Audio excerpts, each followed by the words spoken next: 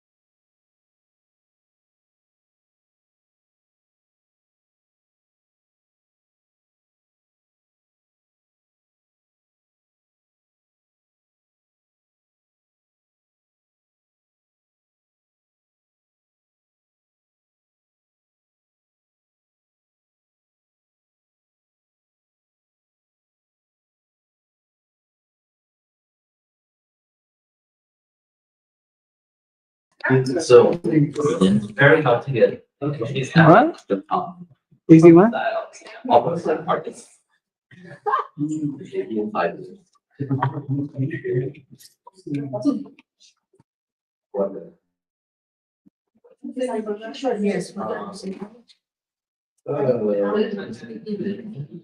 Hello, dear colleagues at UN headquarters, International Organization of Youth.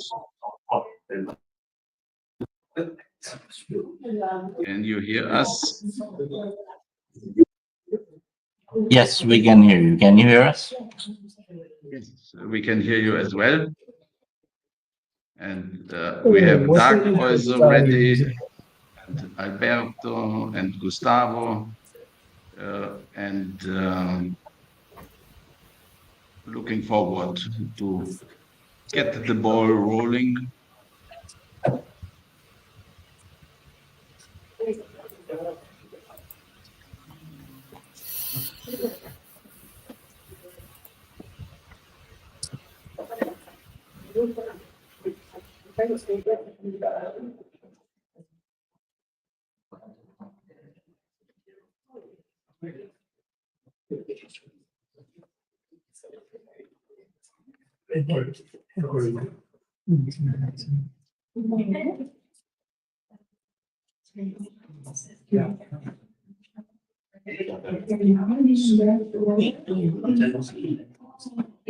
I see. Yeah,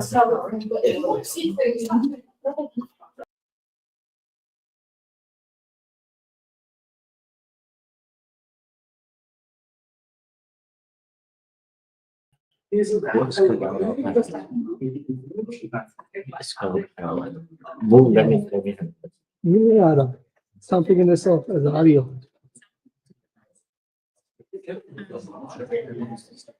This just gave me two options, not face. As a job.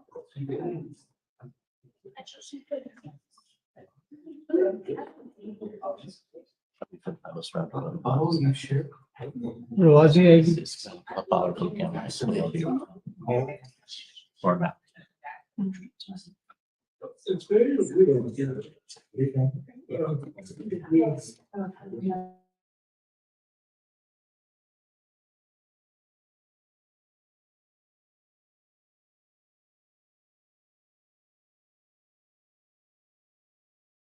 Just everyone to get the seat at the table.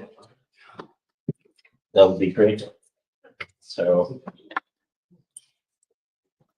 Ambassadors coming, right? So, oh, ambassadors coming, so we'll leave this one blank. Yeah. It should be. Yes. Lee, can you turn the camera, yeah, and the microphone to hi? No worry. So, can you zoom in to Kelly and Josephine? Camera does not have zoom. Okay. One focused camera, yeah. Okay. They didn't let me get the big camera inside because I was not a journalist, so I was able to bring the small one. Yeah, fine.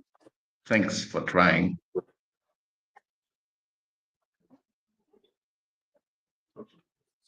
Could perhaps Chris sit closer to the camera so that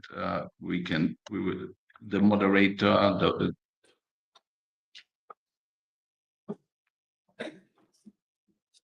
and we have already Pedro Ivo da Silva from the COP30 presidency with us as well. So please, let's start.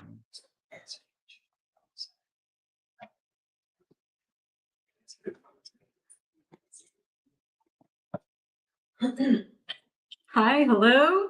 Good morning, good afternoon, and good evening to everyone joining us from New York, Nairobi, Klagenfurt, Brasilia, and around the world online. Welcome to this year's International Youth Day celebration, a truly global gathering that shows the power of connections, collaboration, and community action. I'm Kelly Crisp. I'm a writer, a journalist, a performing artist, and vice president of the International Organization of Youth, and our flagship initiative, the International Youth Conference. This year's International Youth Day is localizing the SDGs. That's the theme. So that's really turning these massive global commitments that we've made into local action-based realities. And youth everywhere are proving that community-level climate action, when amplified by technology and creative expression, can drive global progress. So today we spotlight that connection between local innovation and global impact. So we'll be hearing from inspiring youth leaders, diplomatic champions, and innovators from around the world. We'll explore how digital tools and creative expression can unlock climate and SDG action at the community level. And together we'll build momentum for youth engagement in the lead up to COP30 in Brazil. So I want to thank and name the event organizers and our key partners here today. We've got IAAI GloCha, Mission of the Bahamas to the United Nations in New York, where we are right now at the United Nations headquarters in New York City, UN Habitat Youth Program, International Organization of Youth, and Rotary at COP30 committee, and our partners major group for children and youth. So it's now my pleasure to hand the floor to my fellow moderator, Josephine Gore here, who will guide us through the first little block on localization and mobilization. Josephine, over to you. Thank you so much. Hello, everyone. It's a pleasure to be here today speaking to you. My name is Josephine Gore, and I'm a Program and Impact Associate for the International Organization of Youth. I have the pleasure of working with Kelly, Chris, Ali, Adirs, as well as many others who are in person today and online and virtually based in LA. As Kelly mentioned, Youth Day 2025 is centralized on localizing the SDGs, and we're so excited to welcome you to this event. It is so important to bridge youth, climate action, and diplomacy, and IOY kind of works at the center of all of these topics and goals. One of our co-organizers for the event is coming in virtually from Klagenfurt, Vienna, and it is my pleasure to turn the role over to IAAI GloCha founder and CEO, Dr. Miroslav Polzer. Thank you. Hey, Josephine. Hi, Kelly. It's a great pleasure, and I'm grateful for having you as a partner today at the celebration of the International Youth Day. Today's event is about local action for the global challenges, unlocking the people power and of young people. It's the biggest renewable energy resource on the planet, and the creativity and the heart power of young people can really move mountains. And young people, for really being effective in their efforts, they need to be empowered. We need to provide the tools, the resources for young people to really being able to live up to their potentials. And we have here our friends from the COP30 presidency, Pedro Ivo da Silva from Brazilian Ministry of Foreign Affairs. We have Alberto Palombo from Rotary Brazil, from the Rotary at COP committee, and we have Doug Reagan. Doug is now without a camera, but the main point is we have solutions that we are bringing to the table. We have especially a focus on digital public infrastructure to really unlock the potentials of young people. And together we see the COP30 preparations as a window of opportunity. And the global Mutirão, which we will hear more about later, also is really a systemic innovation that Brazil is bringing to youth empowerment and youth engagement. And we will be very happy to work with everyone on this and listen to everyone today. On the agenda, we have now a brief intro also from Doug Reagan from the Brazil, but he is not appearing there in the background with camera. So we would proceed quickly with Alberto and Pedro saying a few words about your aspect, viewpoint for the International Youth Day, but being aware that your stronger statement will come later in the agenda, perhaps starting with Alberto briefly. Why is Rotary engaged in the Youth Day celebration? Good day, everybody. From Brasilia, we are only 417 hours from Belém de Pará walking, okay, and about 28 hours by car. And probably, if we want to increase our footprint, it will take us a flight of approximately 4 hours to get to Belém. That is how big Brazil is. And the youth in Brazil is very exciting about the upcoming participation in the COP30 climate convention. And Rotary is an organization that is centennial, 120 years. And we have been working with youth ever since our beginnings. And probably we have one of the largest exchange programs for students around the world that many of you probably know. But the most important thing is that in Rotary, which is a service organization, about 40% of our programs are dedicated to the youth. We have our Interact, which is our Rotary clubs for youth, and our Rotaract for young professionals. So that is why we are here at the International Youth Day celebrating with all of you. Super. Thank you very much. And as Mr. Pedro Ivo da Silva has very limited time, I would suggest that we jump immediately now to this global Mutirão topic, but we will start it with a video message from the COP30 Presidency Youth Champion.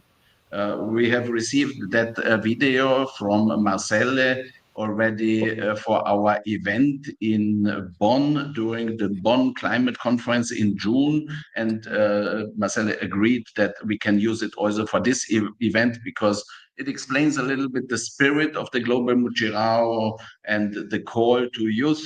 And then Pedro Ivo da Silva will complement how this diplomatic and digital public infrastructure component plays in to really have transformative impact. So let us listen now to the COP30 Presidency's youth champion, Marcele Oliveira. Hello, everybody. Nice to meet you. I am Marcele Oliveira, the Presidency of Climate Champion for COP30. And for me, it's a pleasure being here in London, sending this message for you because I believe a lot in the things you are doing here in your role, in your mandate, in your...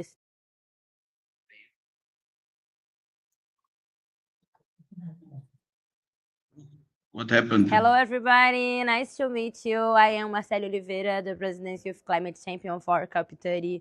And for me, it's a pleasure being here in London, sending this message for you because I believe a lot in the things you are doing here in your role, in your mandate, in your state. Because when we're talking about the Mutirão, we are talking about the collective action, and we are different. We have different contexts, we have different parties, but we need everybody inside the same role to advance with the climate action, to advance for climate justice. And when we look for the COP30 in Belém, we are looking for one COP, one conference of the parties inside the Amazonia, inside the Latin America, inside the South Global. So it's our time.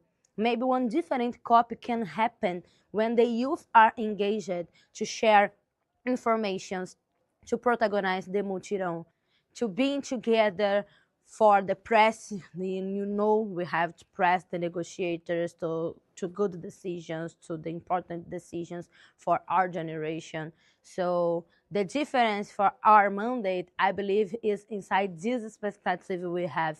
We believe one COP30 with successful is one COP30 with all the youth together, the youth inside the constituents, the youth inside the parties, the youth inside the UNEF-CCC process, but outside too. If you close your eyes, you can remember someone you love and someone making climate action in the local level, and the local and the global have to be more connected, because a lot of decision makers don't know our reality, don't know the things we make to a good alimentation, one good food, to the quality of our air be okay for a healthy, to the green spaces inside our neighborhoods be respected.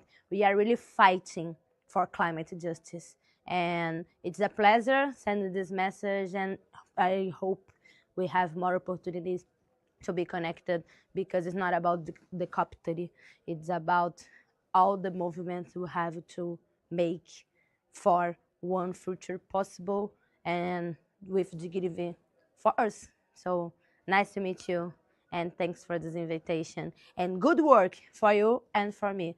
We have a lot of work to do, and we will do, because we believe in that. We believe in move the world. Let's do a Mutirão. Bye. Thank you, Marcel. And now let's go to Pedro Ivo da Silva from Brazil, COP30 presidency, and your thoughts about how the COP30 presidency and global community and partners like our organization, how we can all together support young people and harnessing the potentials of digital public infrastructure and emerging technologies. Yeah, thank you very much, Miroslav. I'd like to greet everyone here present in this virtual space, but colleagues in New York, here in Brasilia as well, in Nairobi, I mean, all over the world. It's a pleasure to be here and be part of this International Youth Day and celebrate with you. But it's also a moment that we remind ourselves that we are living a turning point. I may say that your generation, and I'm turning here to the young people, that your generation perhaps the first to feel the full force of the climate crisis, and perhaps one of the last with the power to change its course. And you have unique sets of tools in our hands, not just smartphones and apps, but the potential to build, among others, digital public infrastructure that can connect our ideas, our actions, and our impacts with the world. Digital public infrastructure is a big topic for COP30.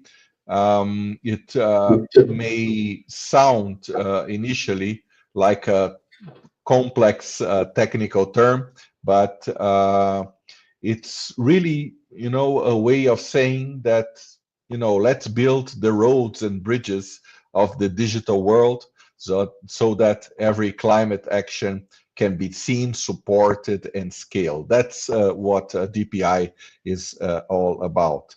It includes things like digital identity systems, payment platforms, and open data protocols.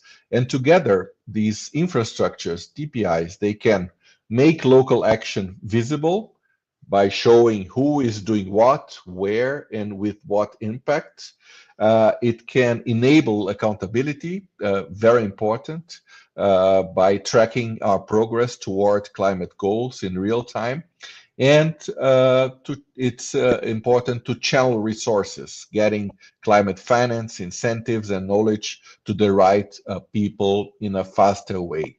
So without these digital foundations that the DPI provides, our best ideas risk staying invisible, uncoordinated, and underfunded.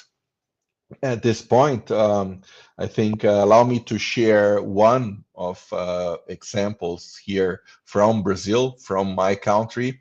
Brazil has a very interesting example of a digital public infrastructure, which is in action already for climate, which is the Rural Environmental Registry, Cadastro Ambiental Rural.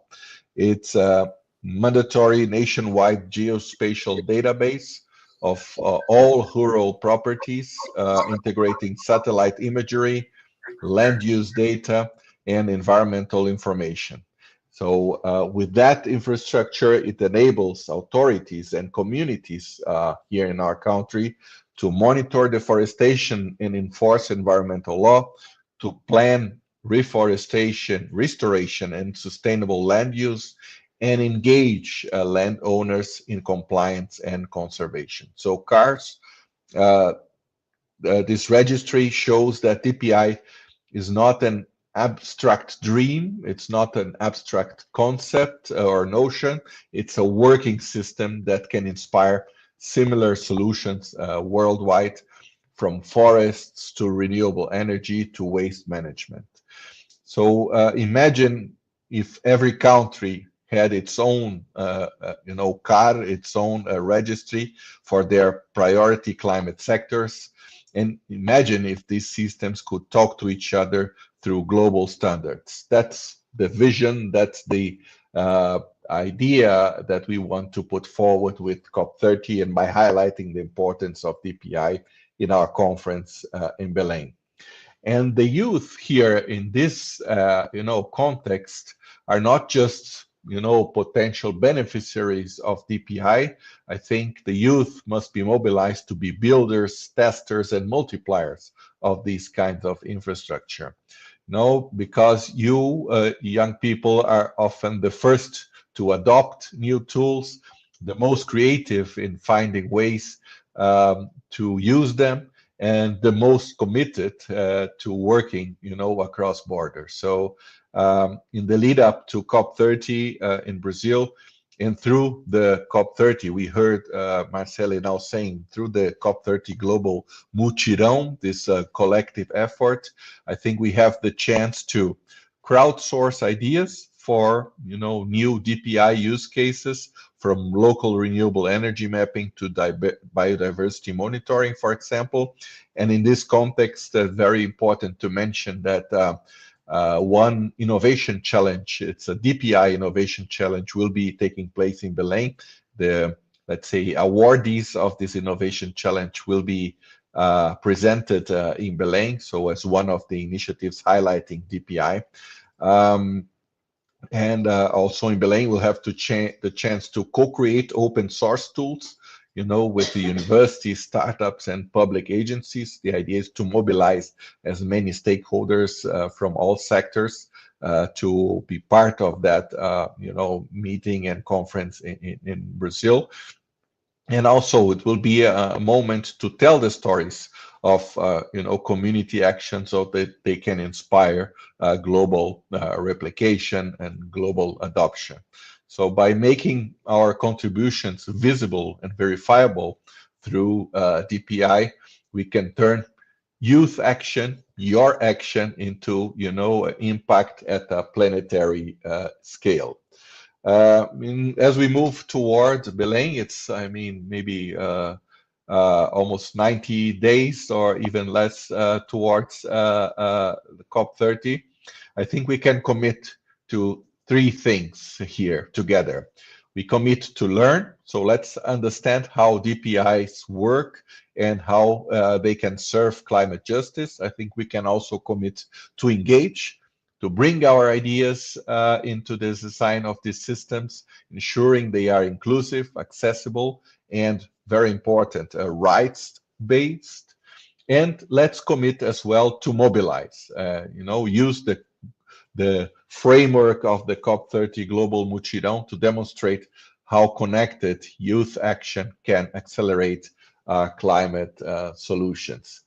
I think if we succeed, your generation will be remembered not just for demanding change, but also your generation will be remembered for building the very infrastructure that make change possible. Thank you very much. Wonderful, really.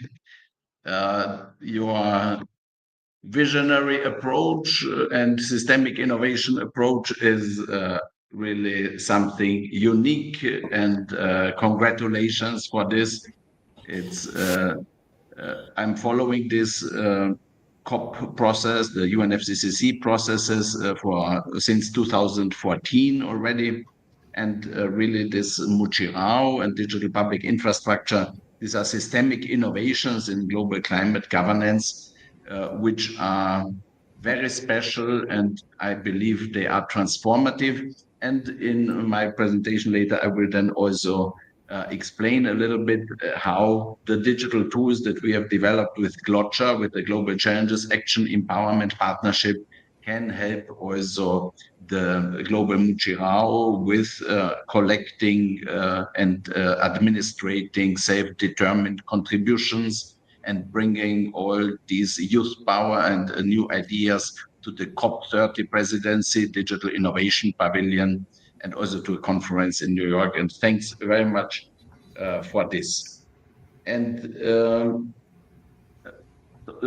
as we don't have the colleague from Nairobi yet with us, I would suggest that I turn now to the presentation of these our solutions for digital public infrastructure for global challenges action empowerment, and how this can support the global Mutirão self-determined contributions. So I'm the founder and CEO of IAAI GloCha. It's a civil society organization accredited to the UN through ECOSOC and the UNFCCC, and we are building the global challenges action empowerment ecosystem GloCha with culture, technology, and organizational innovation. And we are also answering the call of the Secretary General, who said in our common agenda report, he has called for a new societal contract, one that allows many more actors to tackle increasingly complex and interconnected problems, and providing an entry point and avenue and the roads and the bridges, as Pedro said, for the individual and for the individuals and civil society, private sector, and state institutions to contribute to addressing global challenges. And this is governance meta challenge, and we have a little bit of an echo. I hope it will be fine. And the national governments, they have the United Nations system as the coordination ecosystem and the road, so to say, that they can bring together their resources, knowledge, and ideas and preferences for addressing global challenges. But citizens, civil society organizations, local communities, private sector, they don't have this ecosystem and this data exchange and cooperation and incentivization mechanisms on the global level. And this is a global common good action coordination governance gap.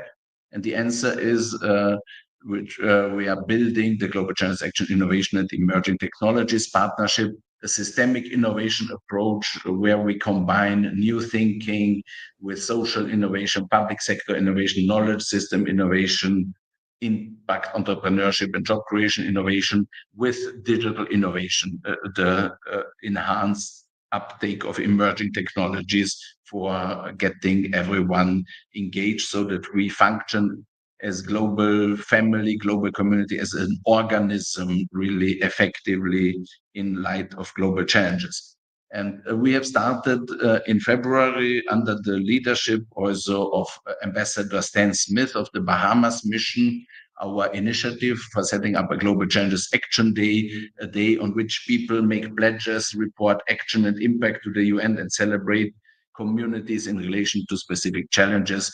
And this initiative is going on, but the political momentum was limited until we've heard about the Global Mutirão, and which is also a Global Challenges Action Initiative.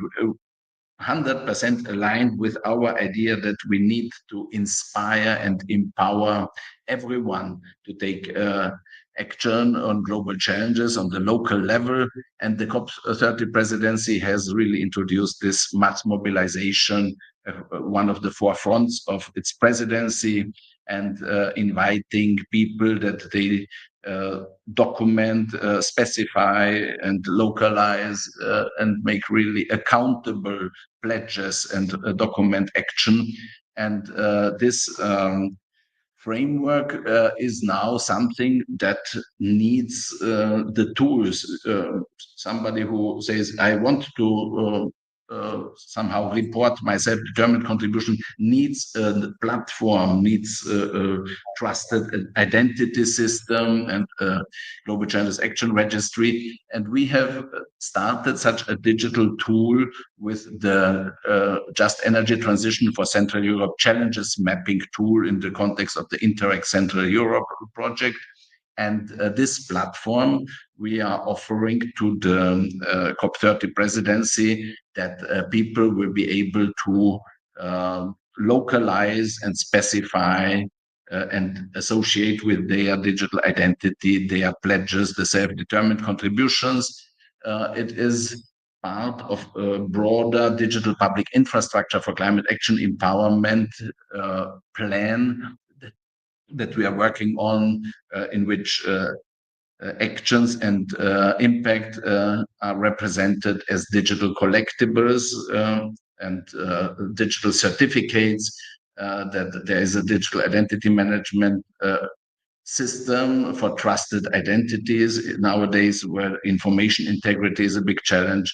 This is needed, and global challenges action registry, geospatial data collection and processing, and then this challenges mapping citizen science and knowledge collaboration, an individual action dashboard app, a good life for all app, and then AI tools and digital finance tools.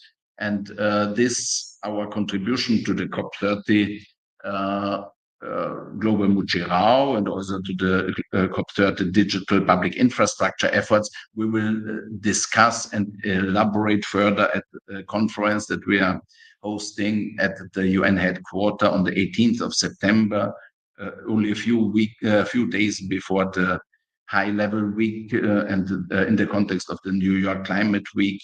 And there will be sessions on digital public infrastructure and on the COP30 Global Mutirão. And at the climate conference, COP30 in Belém, we are going to have our COP30 Digital Innovation Pavilion, and there will be a GloCha Global Mutirão corner where people will be able to register their self-determined contributions and receive Global Challenges Action ID cards and digital badges for representing this attendance at our pavilion.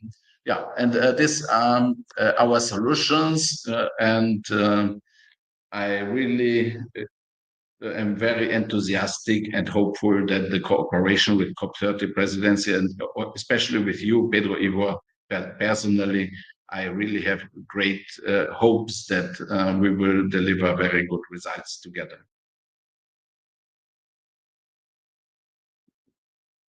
Thank you very much. And with this, I give the floor to our colleagues from Rotary.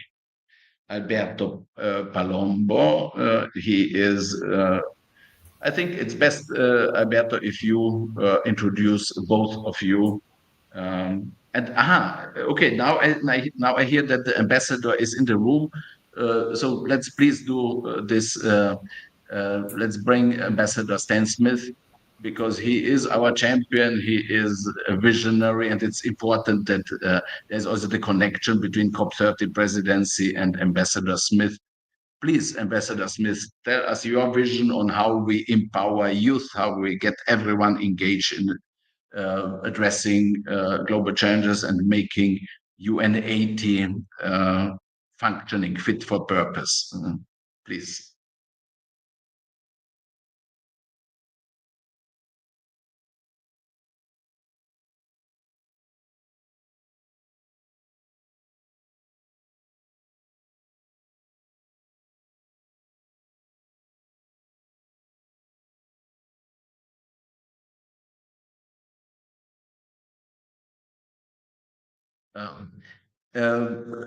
Adil, can you please unmute the microphone? You are muted. Okay, now.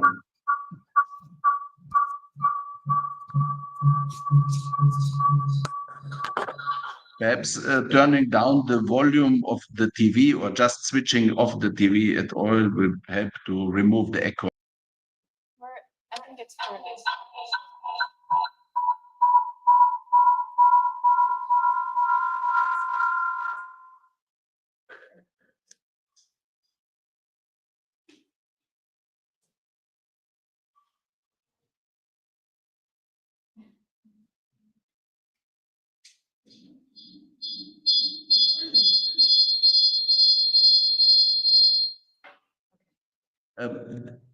Does anybody have there on his computer the web broadcast or StreamYard and the loudspeaker on? Please mute the loudspeaker. Good to meet you.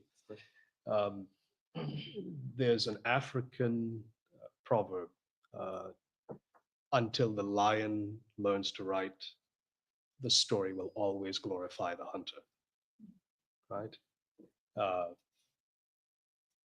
This is a Lions Academy. The aim is to be able to tell the story. What tools do we need to tell the story? Do you use a lighthouse, a torch, or a chip? And you're going to tell me a chip. But you need all of them today. And the challenge is maybe against the good work that is being done here, against the innovations that are supposed to be rolled out and have a global impact from the work being done here, 90% of everything that is being consumed in world making today is about UN 80, the reform of the United Nations. There is a duplicate math. There is another 90% of everything that is being done that is being consumed by the Gaza question.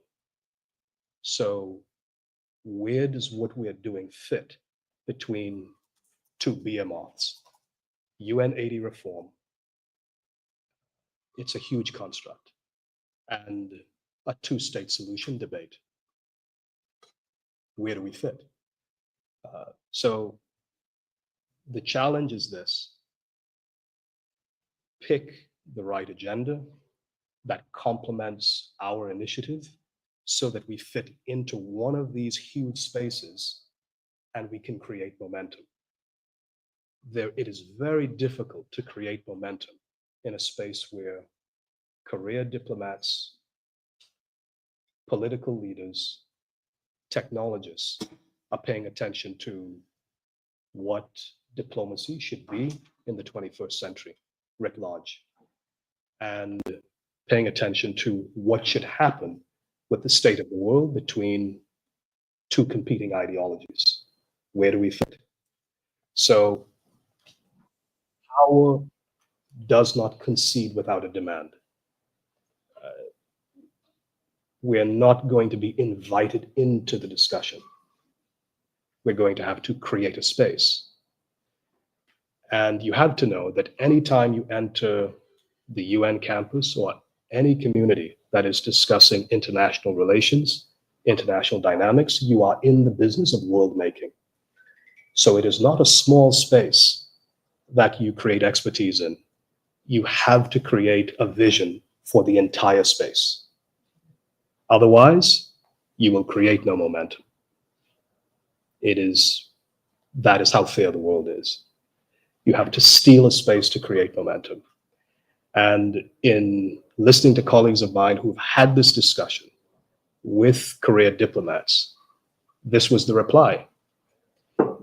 You have asked me to support you in your agenda when we are dealing with changes in a system that has dominated the world for the last 60 years. Why should that or this have any space in what we do, right? There's a distinguished Chinese professor, who fortunately is still on the scene, who said this about the United Nations and the UN Charter. Empires have existed for thousands of years before 1945. And in 1945, we decided that there will be territorial integrity and sovereignty to each jurisdiction, and they will each have one equal vote amongst countries that have been in existence for thousands of years. And there are countries that have sometimes 11,000 people in population, 60,000 people in population, and you have the same power of the one vote that we have. The momentum of being a great power for thousands of years does not end when you decide that as of 1945, each of us has an equal one vote, territorial integrity will be respected, and each of us have equal sovereign power and right in this space. The world is not so equal because power is what it is. So I have a project. Amongst anything that would be done towards preparation for COP30, I think that we have to agree to tell a story about what we believe the UN 80 reform process should be. And so when we get to Brazil, there should be a discussion, some message, something that we have to offer that says this is our view on what the future of multilateralism should be. If we're not in that discussion, we're not in the 90%. I assure you, we are in effect a fringe discussion, because that is the discussion going on in the world. What is supposed to happen with how we function in an interdependent, interconnected global community. So we should have a voice. We really have to explain what we think should happen. I tell you why. There are three fantastic mistakes that are being propagated around us in this community. About UN 80 reform, one diplomat said, I think we have to look back at the 1990s because there are some recommendations that were made in the 1990s about what should happen in the UN system that may complement what we want to do with reform today. And another said, we have to look back at the 1950s because we had real diplomats leading the UN. Today, politicians and career someone else who are now leading multilateralism. We have to go back to true diplomacy. Well, if we did that, we would have to eliminate North Korea having nuclear weapons, which they have today, and other states that have nuclear weapons, to get back to what the world was in 1950. None of that will work. A third was, one individual said, we have to teach what the basic value propositions are for moral and ethical leadership and for the protection of human rights. And this is the central challenge that we have, the central challenge that you have today, that our moral values aren't being translated into physically what they should look like. So we have the SDGs, and it is very difficult to understand what they actually look like in a 21st century speed of digitalization reality. That's the challenge. What do our values look like in physical form? This is the discussion we need to have at COP and about the UN 80 reform. Francis Arnold in 2016-18 won the Nobel Prize in chemistry. And there was a discussion amongst the Nobel laureates about how they got to their Nobel Prize. And the economics and biology laureates were discussing climate change, greenhouse gas emissions and impact. And the economist said, we should simply tax it to disincentivize fossil fuel use. And the biologist said, well, that would simply hurt people, right? The global economy is in a difficult position. And Arnold said, what we have to do is find an alternative to all of this infrastructure, right? This is where we are. The tension is, as Henry Kissinger put it, we are in the middle of the evolution of the present, in the present. So we haven't been able to find those physical things that express what our values are. Financial mechanisms that help us to do that is a discussion we can have, but that is a technical discussion. We can produce white papers, and we can produce the recommendations for it.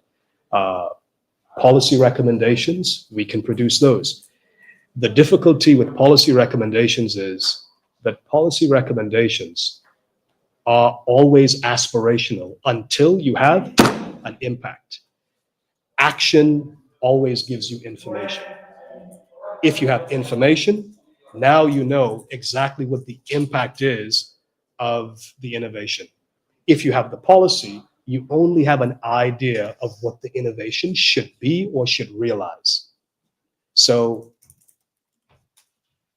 the remit is that we need action, but the action has to involve being a part of what the major discussions are.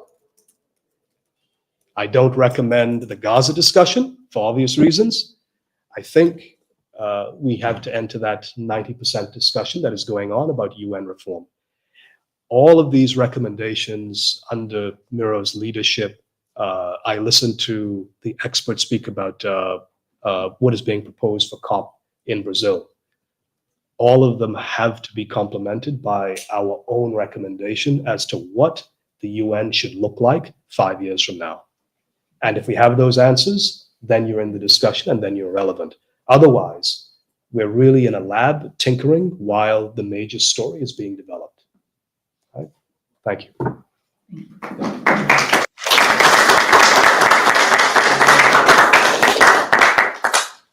Wonderful, Ambassador Stan Smith. It's always such a pleasure listening to you and your systemic analysis. To hear your perspective. I'm not sure if your squad is able to. Sorry. Yeah, are we able to get Mutirão back on that screen?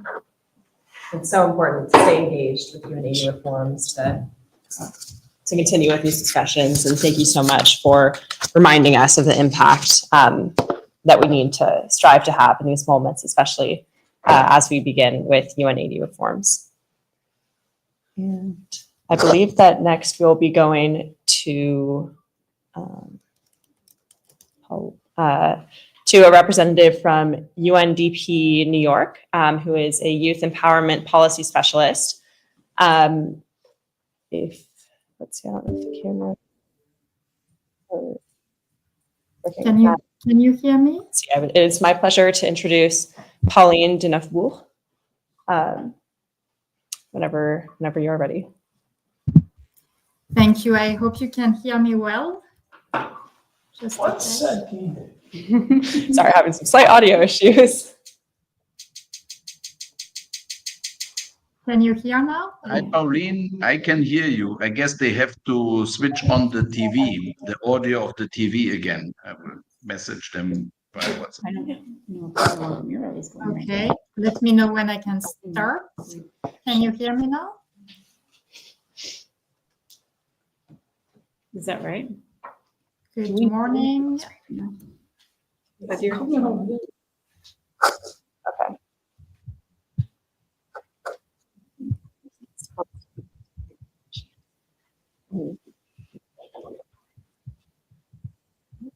Can you hear me? If we're on our own in this room, I would love to ask a question to you. We have Pauline. Can you speak? Yeah, I'm speaking now. Can you hear me? Yes. Wonderful. Okay. Good morning or good afternoon depending on where you're connecting from. So my name is Pauline Denebourg. I work at UNDP. I'm the Global Youth Specialist based in New York, but I wish I could have joined you in person actually today, but I'm connecting from France. So, but happy to connect and celebrate this day together. So let me start wishing a happy International Youth Day to everyone. And it's a good opportunity for us to hear from young people's stories and voices from around the world, but also to celebrate their leadership, their innovation, their creativity towards the SDGs and youth empowerment.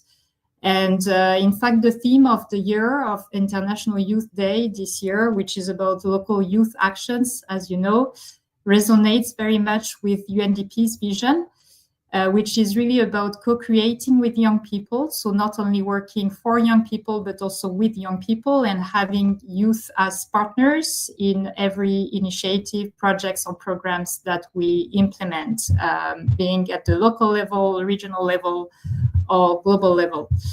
I, in fact, had prepared a short presentation, but I understand it might be a bit challenging to screen it. So I will just share a few highlights, if you don't mind, and perhaps just a few examples of the work that UNDP has been doing together with young people, including in the context of the celebration of International Youth Day today and this week.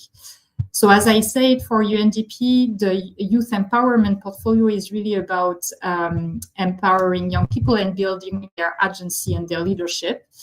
To do so, we are aligned with the Youth 2030 strategy, of course, and in fact, we are very proud this year to have ranked as one of the top performer agencies on the implementation of the Youth 2030 strategy.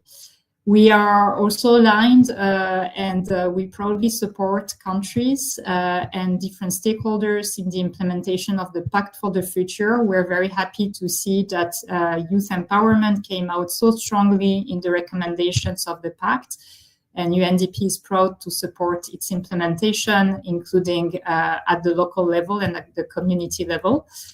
And so we support youth-related initiatives, projects, and programs in more than 100 countries.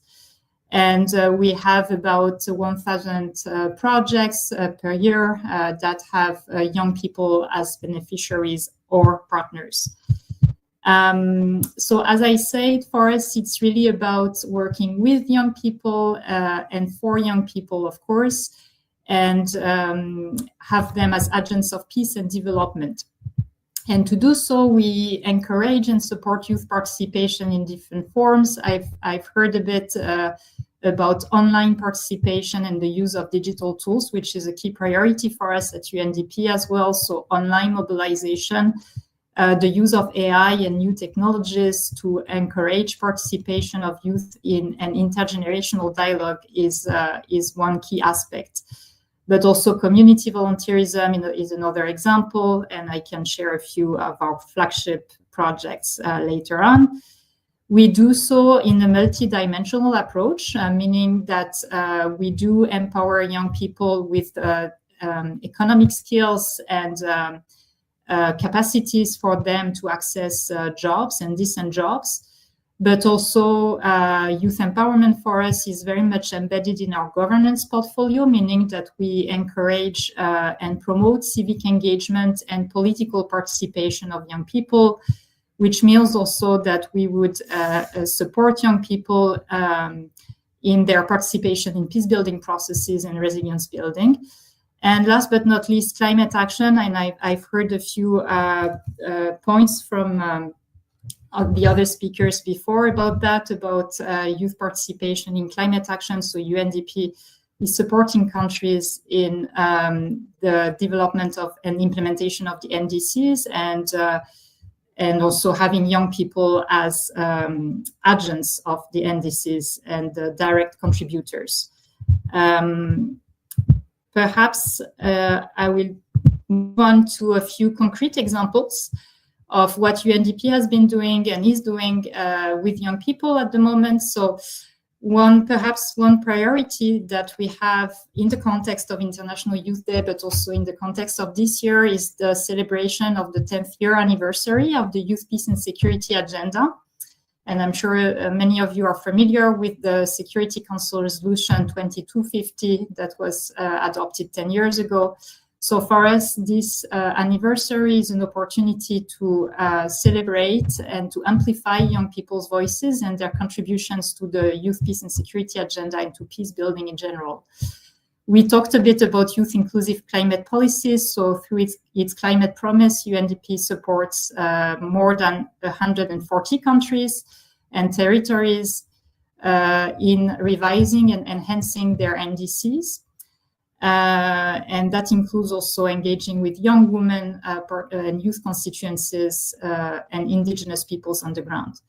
We do have a flagship initiative that also aims at equipping young people with capacities and skills to implement their climate solutions. It's called Youth for Climate. It's implemented together with the government of Italy. And perhaps one last example, talking again about the power of storytelling and digital innovation.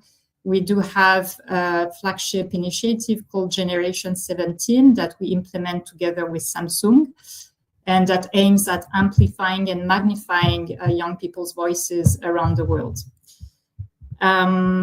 Moving on to perhaps International Youth Day, and to share a little bit more about what UNDP has been doing together with young people. So we have rolled out a whole campaign that is called Sign the Future. And the campaign aims, again, at amplifying young people's stories on their contribution to the SDGs in general, being climate-related, peace and security, or socioeconomic empowerment. So we have collected a few fantastic impact stories from young people around the world. And those stories will be amplified and shared through social media in the coming days on the occasion of the International Youth Day. To see those stories, you can tune in UNDP for Youth. That is our social media accounts on Instagram and X. There's a lot of activities going on today and in the coming days on our account. And last point I wanted to share, because I think it's timely as well, when I say that UNDP supports spaces, being online spaces, but also offline spaces, but spaces that can allow young people to meaningfully participate and influence the development agenda that I believe we all share. And so in the lead up to the General Assembly coming up in September, we are supporting the initiative of the UN Youth Office, which is called the Youth Lead Festival. And one key activities that is going on at the moment is the dialogue, the online dialogue, Youth Lead Dialogue, that is hosted on our Spark Blue platform of UNDP. It's open until the 17th of August, and it really allows young people to contribute with their inputs, their ideas, their recommendations that will be brought forward at the UN General Assembly in September. So it's another opportunity to engage with young people. I'm happy to share the relevant links after the event, and feel free to contact me if there is any question. We have, as I said, we have our social media account, UNDP for Youth, but you can also reach out to the UNDP Youth team at youth@undp.org.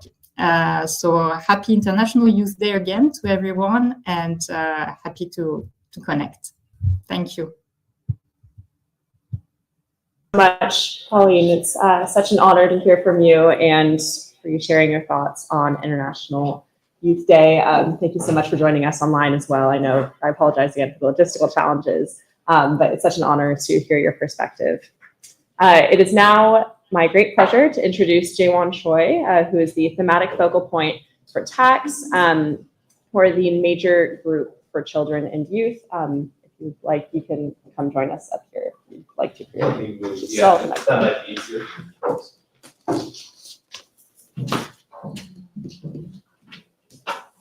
managed to. It just goes. Oh, Yeah. that's great. Okay, thank you. Good morning, good afternoon, good evening to all of you and colleagues who are joining from online. Let me first start by saying Happy International Youth Day. My name is Jiwon Choi, as you heard, and I think I wear multiple hats, right? I'm also, the executive director of the Demon Foundation, but I also serve as thematic focal point for tax at MGCY. But I think the most important component of my identity is that I am a 16-year-old young person. And so on this International Youth Day, we are very proud to share that MGCY has compiled a global calendar as part of the UNAIDS Youth Mobilization, which features over 100 youth-led events and activities that take place across the world. So this mobilization is something that will continue through September at the UNGA and the High Level Week and into October, culminating on the 24th October, which is the 80th anniversary of the United Nations. And I think it is very important to link our commitment for change with means of implementation. How do we implement sustainable development and Agenda 2030? And for me, I think the most important element is what we call financing for development, how we finance a sustainable future. And so if you would allow me, I want to highlight some very important children and youth perspectives on FFD, especially considering that a couple months ago, we just finished the 4th International Conference on Financing for Development at Seville. And so I think one of the things we want to demand is an open and inclusive participation on how we implement the outcomes of FFD4. As you may all know, MGCY organized the Global Youth Forum in Seville, which brought a lot of young leaders on the agenda of FFD. But we also expressed our concern that FFD4 was one of the conferences that remained inaccessible for young people under the age of 18. And so MGCY calls for states to adhere to the most important principle, the principle of intergenerational equity and the Convention on the Rights of the Child for all young people, even children, to participate in future high-level conferences. A second very important point is that over $3 trillion were spent last year into defense, war, and conflict, instead of climate, peace, and leaving no one behind. Children and youth say that this is unacceptable. And finally, we call for shifting economic systems towards equity and accountability, especially through the establishment of a UN Framework Convention on Debt and through institutional support to the UN Framework Convention on Tax, so that tax justice is achieved for all, and we are able to eliminate illicit financial flows. Dear colleagues, friends, fellow young people, the voices and perspectives of young people within this space are more than just symbols of how far we have come, but a stark reminder of how much work we have left to do. I think it is our responsibility to break these chains of generational silence and to use our voices to create systemic change. On the occasion of the 30th anniversary of the World Programme of Action for Youth, we ask ourselves, are we leaving no one behind, including children and youth? Because our voices are the future, and the future can never be silenced. We thank you. Thank you so much.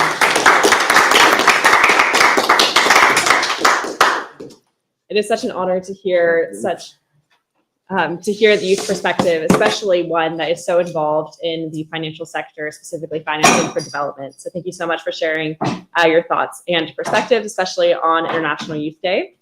It is now my pleasure to introduce Susanna Cho, who will be speaking on Planetary Future Center and Globes Initiative that she is working on. I'm just going to pass the mic down. Thank you, Josephine, and you all for organizing this wonderful event. Happy International Youth Day. My name is Susanna Cho. I'm serving as the Director of Innovation with GloCha and the founder of a new initiative called the Bioregional Embassy.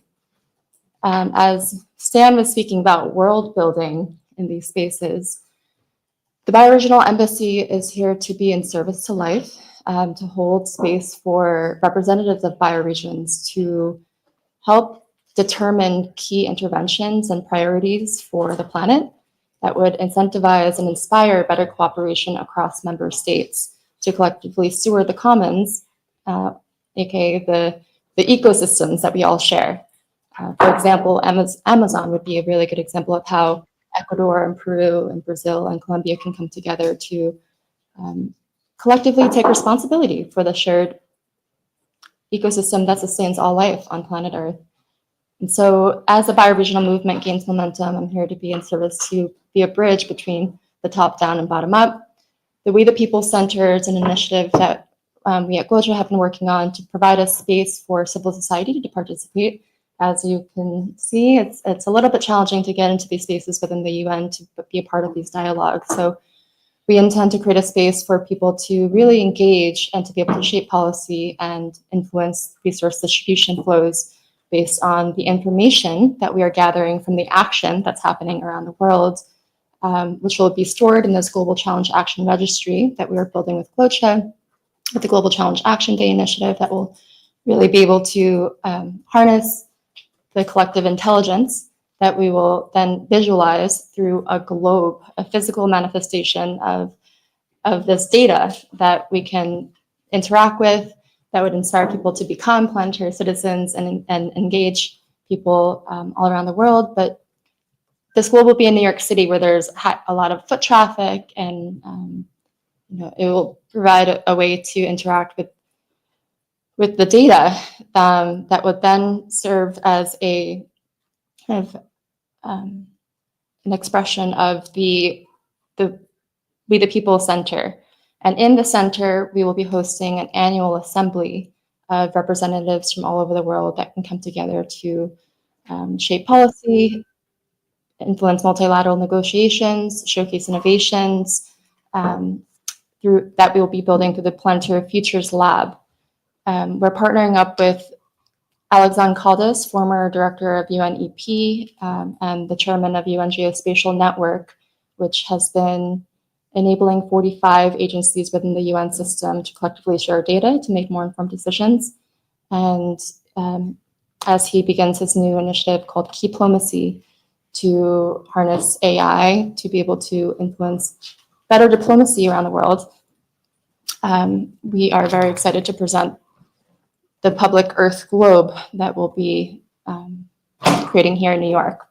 So before we move on, I would love for Giselle to share a little bit about the Global Challenge Action Day, if you'd be willing to share, because this is a really key way for the youth to mobilize the youth around the world through this Global Challenge Action Day that would then enable us to bring that information into this dashboard that we can then visualize to the globe, that will then lead to the center, that will then lead to a space where we can hold this assembly and dialogue that's really critical for the youth to shape the future. Thank you, Suzanne. The Global Challenge Action Day is a galvanizing tool, just as very clearly Suzanne has expressed. And it's to be able to engage everyone within a common goal, which is the betterment of the planet. In acquiring this data, we can also have more educated decisions to be taken.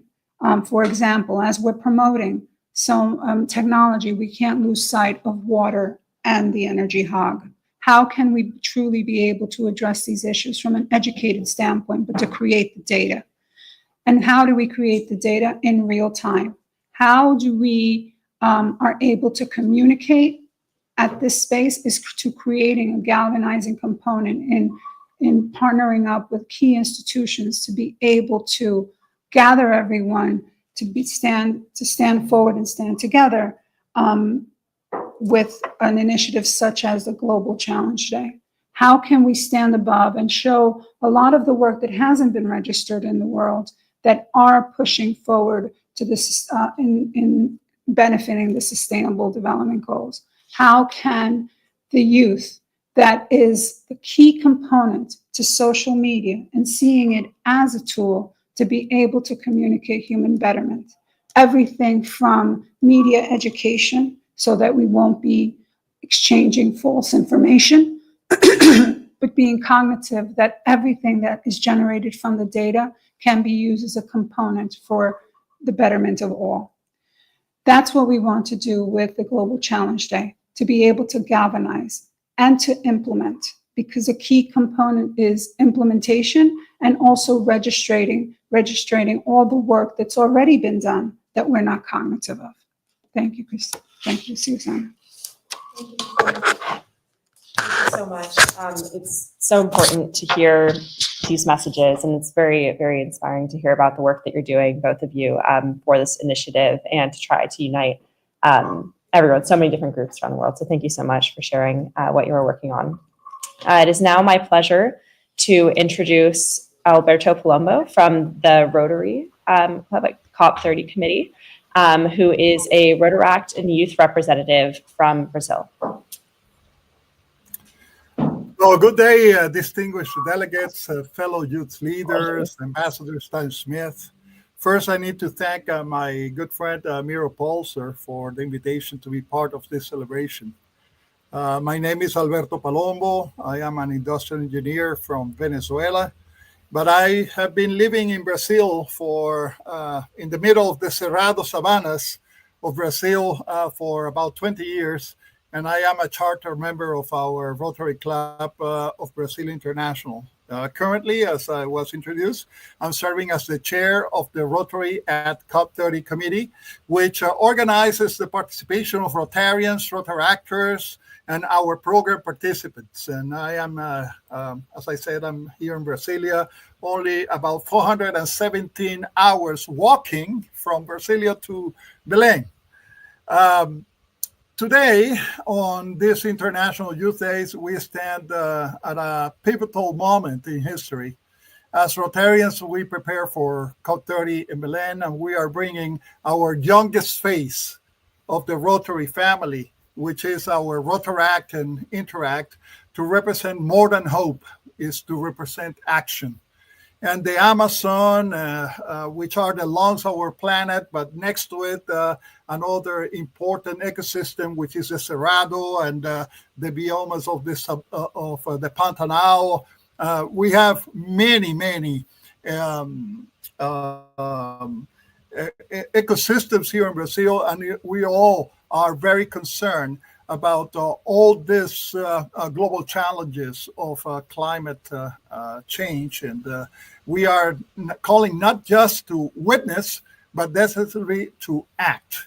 And as the COP30 presidency has launched this global Mutirão, which is a Brazilian concept that means collective work for the common good, we hope this is not just another climate initiative, that it will become a youth-led movement where every action counts. Unfortunately, my fellow Gustavo Ribeiro, he was here. He is of the Rotaract Club of Itapema in Santa Catarina, but he had to work due to a working emergency. And I'll tell you why. It's because he is the Director of Environmental Disaster Management in Rotaract Brazil, and he has some duties to attend in his region. Through our Rotary at COP30 committee, we bring something that we think is unique to this endeavor, which is the potential for 1.4 million Rotarians and Rotaractors across more than 200 countries, and that we have a proven track record of community action, of intergenerational partnership that bridge wisdom and innovation, and local networks that can implement actions toward global challenges. So our mission in bringing to COP30 is on three pillars of action. One is environmental stewardship, bringing a showcase of reforestation projects in critical ecosystems, sustainable technology adoption in communities, and ocean cleanup with the biodiversity protection. The second is social justice and climate equity, because we need to support climate vulnerable communities, ensuring that just transition for affected workers and amplifying indigenous voices and traditional knowledge. Please remember that there are also youth in our indigenous populations throughout the world. The third is innovation and education, because climate literacy programs powered by digital tools, green entrepreneurship incubators, and in our case, the Digital Innovation Pavilion that we are bringing to COP30, and Miro can expand on this, brings also a cross-cultural knowledge exchange through virtual reality, global connectivity, and of course, the support for digital public infrastructure. So, you know, these ecosystems here in the tropics, like the Amazon, the Cerrado, teach us that small seeds grow into very mighty trees. And each of us is a seed of change. And now, through our digital partnerships, we can plant those seeds simultaneously across continents, nurture them with real-time data, and watch forests to change, grow at unprecedented speed, and help to curb our climate challenges that we have nowadays. So I challenge every young person listening, join your Rotaract Club Climate Action Committee. We organize a community multi-round of projects before COP30. We connect with youth from different continents through our digital innovation. We'll connect to our digital innovation pavilion, but we also have in our Rotary ecosystem a lot of opportunities to exchange ideas for solutions for our communities. And because climate knows no borders, neither does technology. And together, we're not just preparing for COP30, but we are building the sustainable future our planet desperately needs, powered by both human compassion and digital innovation. So the youth of today are the leaders of tomorrow, but tomorrow is too late. So the time for action is now, and the global multi-round starts with us here today. As Marcela, our COP30 youth ambassador, mentioned just a few minutes ago, and this needs to be amplified by technology and grounded in community. So that is the reason why Rotary is engaging in climate action. It's because across all our causes, whether it's ending polio or nurturing children and guaranteeing the health of mothers, need to be in sync with community action in which heat waves can be surpassed. So I guess that is the message that we have for today. We need to bring everybody in this multi-round so we work together for a better world in the future. So, obrigado, thank you, and I hope that from this meeting we have a lot of passion and we have a certain pathway in which we can work together to the global multi-round and our encounter that we'll have in Belém in about 89 days. Thank you very much for the opportunity.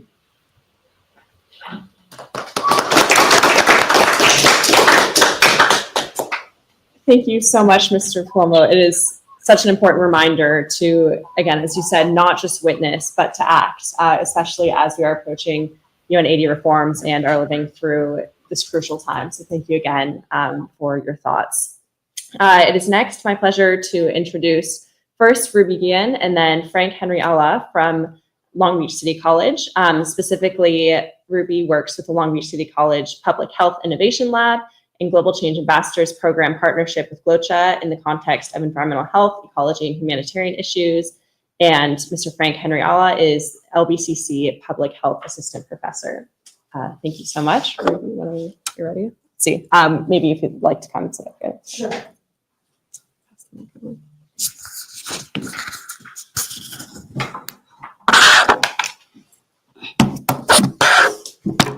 Thank you. Hello, everyone. Thank you for this opportunity to speak. Hello, sir.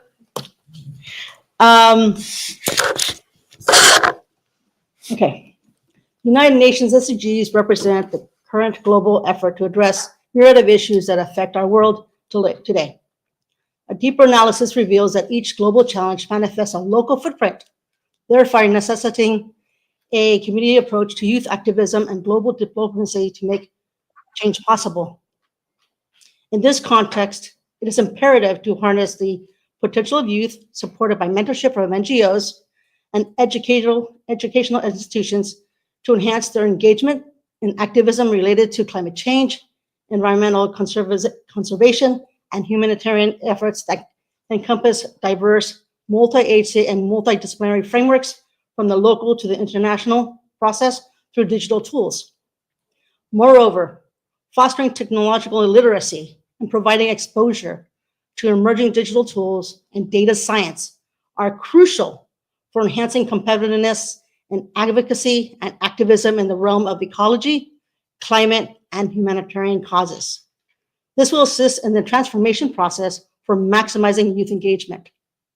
In the era characterized by rapid consumption of digital narratives and misinformation, it is essential for our youth to incorporate advocacy principles, empowerment strategies, and ethical considerations and responsibility within the context of technology and data science, thereby mitigating exploitative practices. We must provide our youth with genuine open access to international advocacy process and the freedom to explore activist practices to challenge those who want to maintain the status quo from our current climate and ecological standards. Encouraging youth to address environmental health and humanitarian can yield significant implications not only for their local communities, but also for global public health as delineated in the UN SDGs. Through collective efforts, it is crucial to support local initiatives by our youth, leveraging technology to connect them with like-minded individuals and amplify their endeavors on the international stage. Now, I want to introduce you to Professor Frank Henry Allah from Long Beach City College, for he will share his insights regarding the building of youth activism through technology at the community level. Frank, take it away.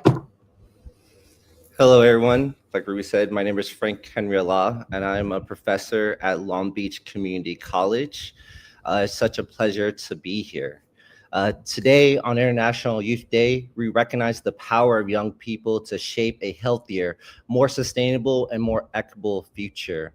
At Long Beach City College, we see that potential every day in our diverse student body and through our vision for the Public Health and Global Change Ambassadors Program. We aim to channel that potential into global impact. Long Beach City College is one of the largest and most diverse community colleges in California, serving nearly 8% of all community college students in Los Angeles County, in a region with 88 cities and more than 500,000 students across 19 institutions. LBCC stands as a vital access point for education, workforce development, and community leadership. We envision building the Public Health and Global Change Ambassador Program as a hub where students gain foundational public health skills, connect local action to global challenges, and leverage digital innovation to amplify their impact. With the City of Long Beach serving as a host community for LA 2028 Olympics and Paralympics Games, we have a unique opportunity to align with the city's legacy efforts by creating student-led projects that address public health priorities, such as community wellness campaigns, environmental health monitoring, and climate resilient planning. These experiences will equip students with real-world skills, global visibility, and clear pathways into leadership. LBCC has the credible and reliable infrastructure to support student success and community impact, providing academic counseling, career planning, learning communities, mental health services, and financial aid guidance, along with basic needs assistance like housing support, transportation resources, food security programs, and emergency aid. These resources are especially critical for underrepresented and marginalized students. We are an open access college, welcoming all students without academic admission requirements, domestic, international, and many who are the first in their families to attend college, whether born in the United States or having immigrated here from other countries. Our students bring multilingual skills, cultural perspectives, and lived experiences from communities directly impacted by public health, environmental, and humanitarian challenges, creating natural bridges between local and global action. We also work across campuses and through early college initiatives such as dual enrollment partnerships with high schools. These pathways give youth early access to higher education and position us to foster inclusive policy environments, allocate resources strategically, and ensure young voices help shape the future of our communities locally and globally. Public health is the foundation of healthcare and social assistance systems, connecting prevention, community engagement, and system-level thinking. It bridges environmental health, humanitarian work, and social well-being, making it one of the most versatile and multi-sector collaborative fields. It equips students with transferable skills that transcend beyond boundaries, reaching across disciplines, industries, and communities to create a workforce ready to meet today's challenges and anticipate tomorrow's needs. Within our public health program, the Community Health Worker Certificate serves as a cornerstone pathway. It prepares students for immediate employment and transfer to advanced study in public health, nursing, social work, and related fields. Graduates are trained to serve in both health and human service sectors, building skills in communication, cultural humility, health literacy, outreach, advocacy, cross-cultural collaboration, digital literacy, data collection, and community organizing, paired with exposure to technology and research practices that are essential across public health, humanitarian, and community development efforts worldwide. The pathway is intentionally designed to be accessible and accelerated, allowing students to complete their training in as little as 4 to 8 months. It offers a mix of online and in-person options with flexible course lengths to meet diverse needs, ensuring that students can balance their education with work, family, and other responsibilities. Most importantly, the CHW certificate includes a tailored work experience requirement. This is not a generic internship. It is a deliverable alignment between student preparation and community partner priorities. Students actively contribute to projects, build cross-sector networks, and apply their learning in ways that produce measurable outcomes. Through this model, we bridge the gap between education and employment. Our graduates leave with proven experience, professional connections, and a clear pathway into the public health workforce, ready to create impact locally and globally. We envision partnerships with organizations like GloCha, whose digital global challenges mapping tool enables students to identify, localize, and document pressing issues from environmental hazards to public health concerns, while contributing to global knowledge systems.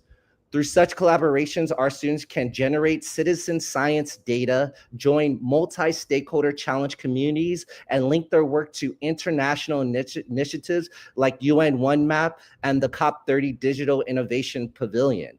This is just one example of how LBCC students can connect local action to global impact through innovation, technology-driven partnerships. Long Beach City College, through our public health community health worker program, invites the United Nations, global partners, and philanthropic leaders to join us in developing the next generation of global change leaders. Students equipped with the knowledge, skills, and global connections to address the most urgent health, environmental, and humanitarian challenges of our time. Together, through the Global Change Ambassadors Program, we can create a model where local students' actions drives global transformation, ensuring the future is led by informed, empowered, and connected leaders who will shape healthier, more resilient communities across all boundaries.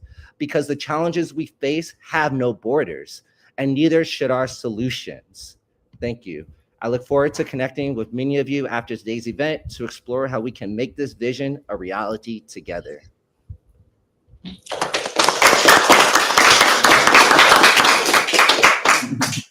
Thank you both so much. As someone who is just finishing up some asynchronous Long Beach City College courses, it is such an honor to hear your perspective on community leadership and also to hear about LBCC's resources and initiatives. So Thank you both for sharing those today.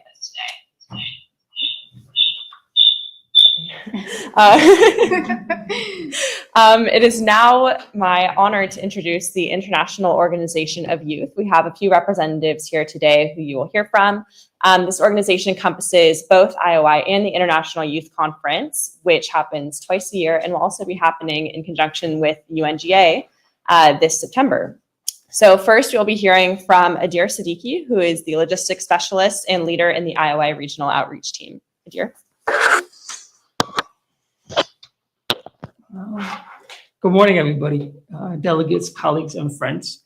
Our session, Unlocking Community Level Action for Climate and the SDGs via Digital Innovation and Arts, it's about one essential truth, that local action, when nurtured and connected, becomes global change. Because the reality is transformation progress does not begin only at high-level meetings or policy papers. It begins at the grassroots levels, in the place where people live, connect, and create. Digital innovation is one of the most powerful accelerators for this process. It enables the single voice to reach thousands and thousands to unite for the movement that crosses borders and transforms regions. We have witnessed this in action. Our platform has connected communities across continents, creating collaborations that once seemed unlikely, from youth-led climate innovations to grassroots efforts, advancing in the SDGs, and the evidence is clear. When we lower the barrier of connections, people rise and meet the challenges. To illustrate this, I wish to share a design by our colleague, Leo Cheng, a geographical heat map. Is a living representation of the engagement. Using distinct colors, it reveals where audiences are and how deeply they are engaged. Art is like technology. It speaks a universal language. When two people meet, they ignite imagination, inspire collaboration, and drives people from awareness to action. And that is the heart of what we are doing here. Transforming, inspiring into measurable, community-led impact for climate and SDGs. Thank you.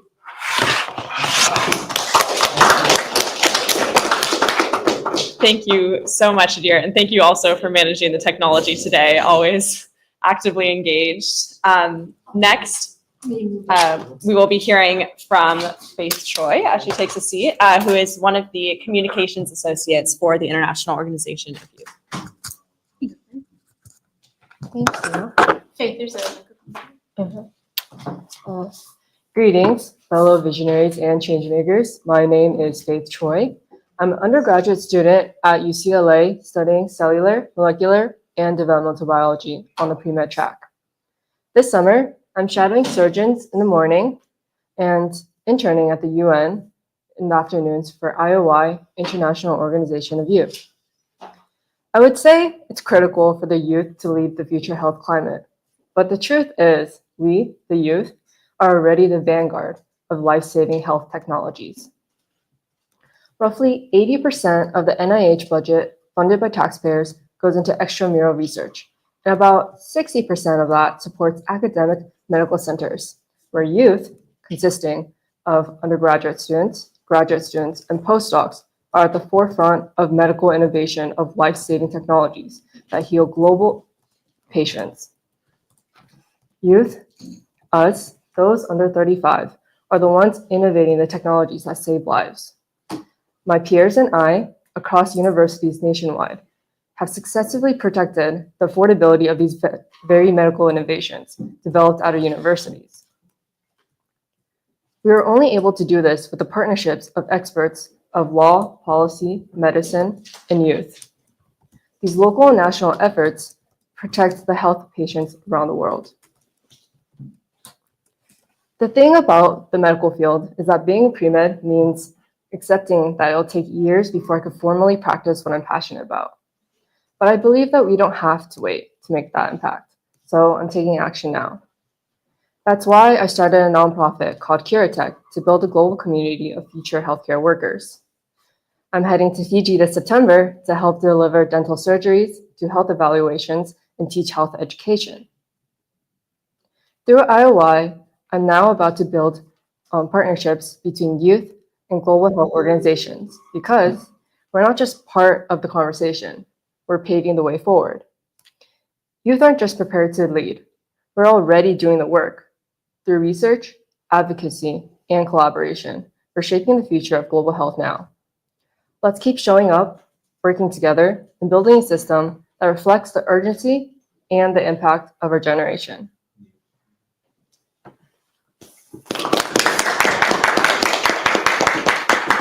Thank you so much, Faith, for sharing a little bit about your work. It is now my pleasure to give the floor to Christopher Borgen, who is a Program and Impact Associate at IOI. Hello, everyone. My name is Chris Borgen. I'm an associate here at the International Organization of Youth, and I'm a political science student at UCLA. It's my pleasure to speak with you all today as we work to recognize the importance of youth and community participation as we work towards sustainable development. Now, for my time here, I'd like to go into a little bit, share with you all one of the many great IOI initiatives that we're working on currently, which is, of course, the Youth Policy Papers. We started these youth policy papers after International Youth Conference 11 this past May to give the youth a chance to have their voices heard on policy issues that concern the whole world. We have 7 different policy papers on different topics, each with their own team. The topics are education, community representation, equitable employment, innovation and technology, mental health and well-being, peace and security, and finally, reforms at the UN, coinciding with UN80. Each of these papers has a team of writers from around the world to make sure we have a wide variety of different backgrounds and ideas that will be participating in the drafting process. And we're already well into this process. People have started to do their research and drafting, and I won't go over the precise ideas that are being discussed right now, as I don't want to spoil them, but we will be going over them in great detail at IYC 12 this September. These sorts of policy papers are important for a multitude of reasons. First is that they are a way for youth voices to be heard about these important issues. Youth have the greatest interest in the future out of any participant group. It's only right for the opinions of the group to be taken into consideration, because it is the decisions that are being made now that will shape the world that the current youth will lead.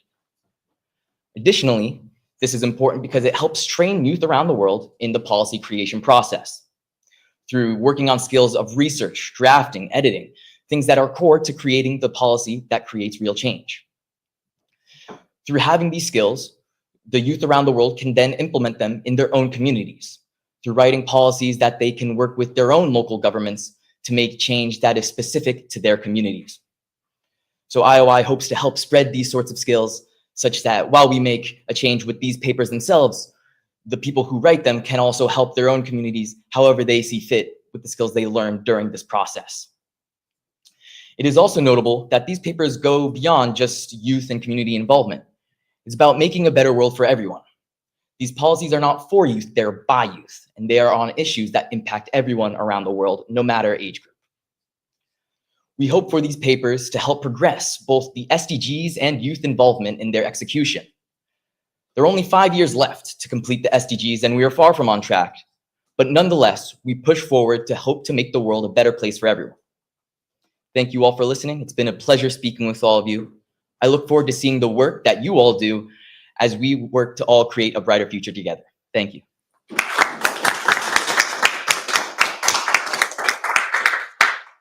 Thank you so much, Chris, for sharing your perspectives and especially on the work of the policy papers. It's very important things. And again, at IOIC 12, you'll be able to get the full story about what is included in those papers. Lastly, I would just like to speak a little bit about my work at IOI. So hello, everyone. My name is Josephine Gore, and I'm a Program and Impact Associate for the International Organization of Youth. In this role, I've had the opportunity to work on a wide range of IOI projects, including policy papers and social media content.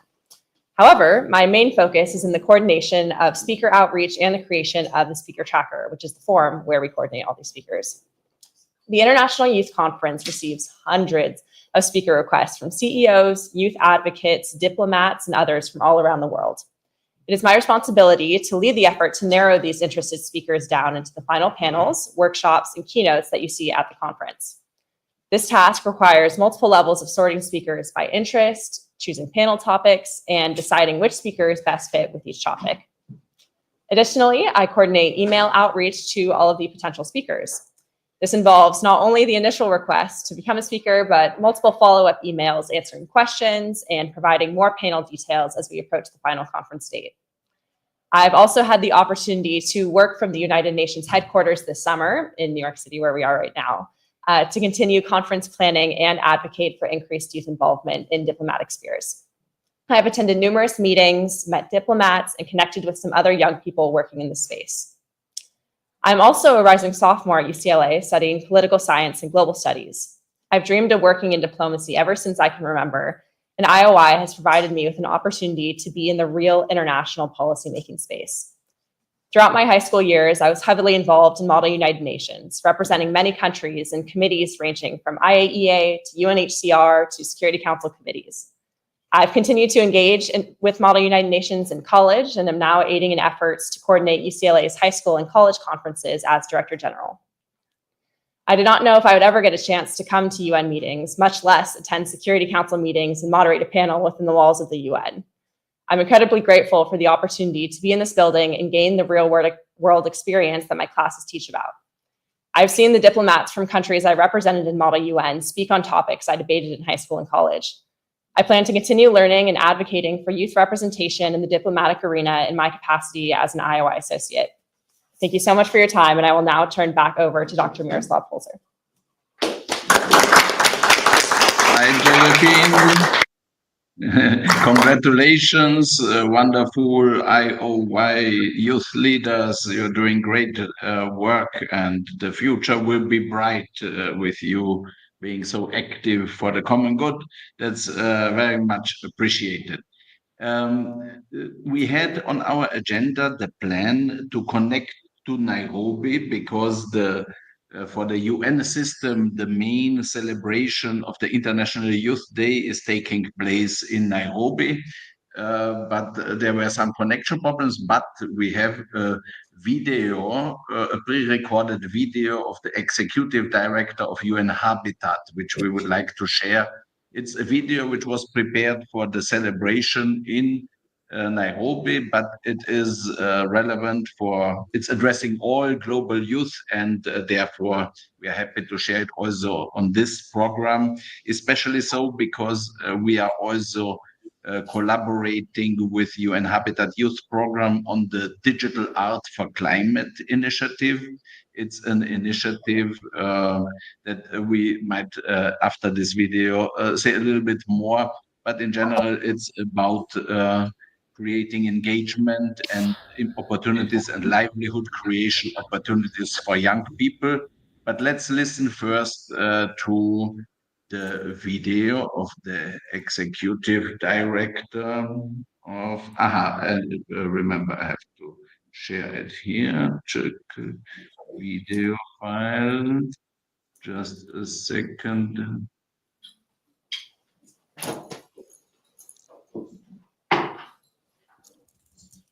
Here we are at the stage. Dear youth leaders, partners, and colleagues, I'm honored to join you in celebrating the global observance of International Youth Day here in Nairobi. This year's theme, Local Youth Actions for the SDGs and Beyond, speaks directly to the critical role that young people play in localizing the Sustainable Development Goals and advancing inclusive urban development. I am proud that UN Habitat is hosting this event in partnership with UNDESA, our Youth Advisory Board, and youth from Kenya and around the world. Together, we recognize and uplift the contributions of youth to sustainable cities and communities. Young people are not only the leaders of tomorrow, they are the change makers of today. Across cities and communities, youth are translating goals into local realities, Initiatives like Youth 2030 Cities and the Young Game Changer Initiative show how youth are driving climate action, reimagining public spaces, and pioneering inclusive digital innovation. They are showing us what a just and sustainable future looks like, where they live. Globally, over 1.2 billion young people aged 15 to 24 are navigating this transformation. Yet, many face significant challenges: informality, precarious housing, and exclusion. In cities like Nairobi, 60% of the population lives in informal settlements, many of them young people. From insecure tenure to limited access to basic services, the global housing crisis affecting almost 3 billion people globally places youth at the center of vulnerability. But youth are also at the center of possibility. As we move toward 2030, and as the recently adopted Pact for the Future takes shape, supported by the new urban agenda and our new UN Habitat Strategic Plan, let us commit to meaningful youth inclusion in local governance. Not symbolic participation, but real influence. Not just consultation, but collaboration. Let us support youth-led initiatives, invest in young people, and ensure they have a seat at every decision-making table, from the street level to the city council chamber. To all young people building a better future, we hear you, we stand with you, and we are working with you for a future that you help shape. Happy International Youth Day. Thank you very much, Anna Claudia Rosbach, Executive Director of UN Habitat, and also the whole UN Habitat team, for being such great cooperation partners. We've done events at the UN headquarters with UN Habitat Youth Program and UN Environment for several years now already, and it's really very laudable, the work that is being done there. And brief information now regarding our Digital Art for Climate program. You see here on this side some winning artwork from our COP26 competition. We said, let's use modern technology, blockchain technology, to tokenize. No, first let's ask young people to inspire global climate action and to push ambition for more climate action with this artwork, with a vision of desirable futures. And then the next step was that to turn this inspiring and winning artwork into digital assets, which can be then monetized as NFTs, non-fungible tokens, or as digital collectibles. And we didn't really proceed to the level of monetizing things, but it is this new possibilities and potentials of technology that we are advertising to create the digital skills among young people, so that they can have a living from what these new technologies and engagement opportunities are offering for them. And we are now planning for our digital innovation pavilion at the COP30 to have also an exhibit of artwork, and we are going to call for crowdsourcing art and music for inspiration, and on the other hand also for adoption of this new technologies in which contributions, action, and impact are represented by digital assets, because that's the key really to building the mass mobilization and to having rewarding engagement of youth. We have Sol Moran-Rosa here also online, but I don't see her camera yet.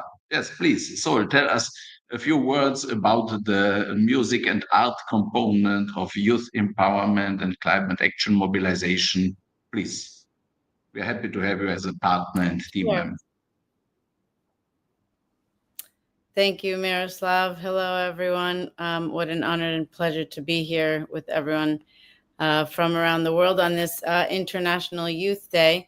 The power of arts, culture, and music is way beyond the calculation of just a visual or a sound.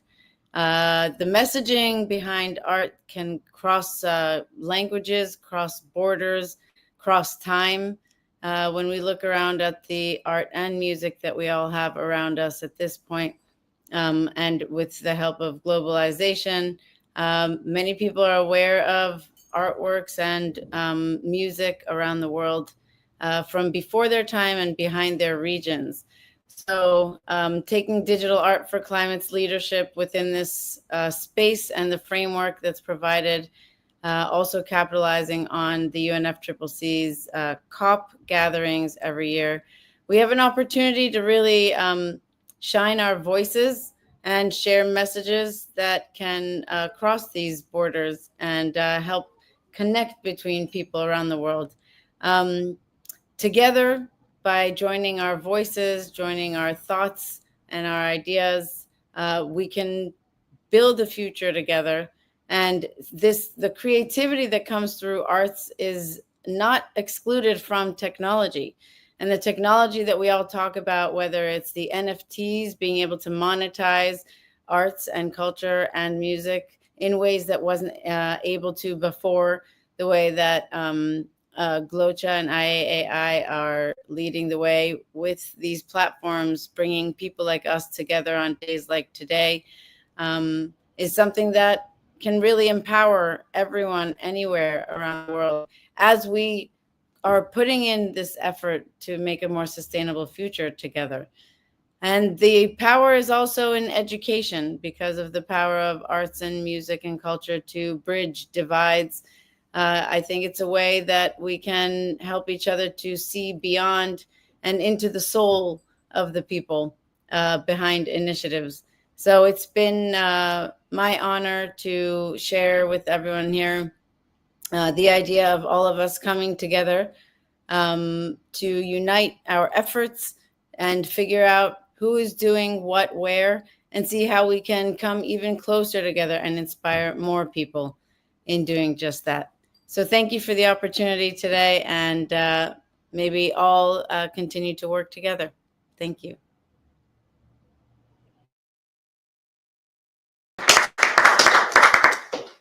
Thank you so much for sharing these words. And we have a few speakers who would like to have an intervention from the floor. So it is my pleasure to first introduce Rosemary Nuboa, who is a youth representative of the New Future Foundation. So let's see, we can pass the microphone down.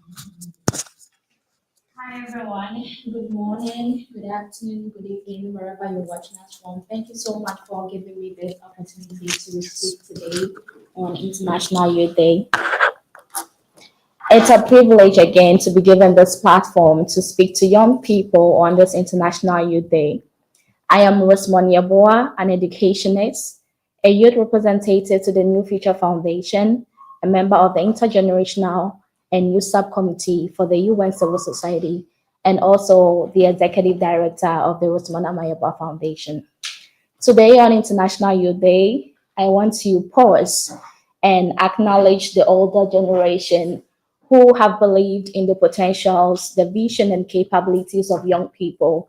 And I can see a lot of them in this room today. So thank you so much for being the support system of the young people in this room today.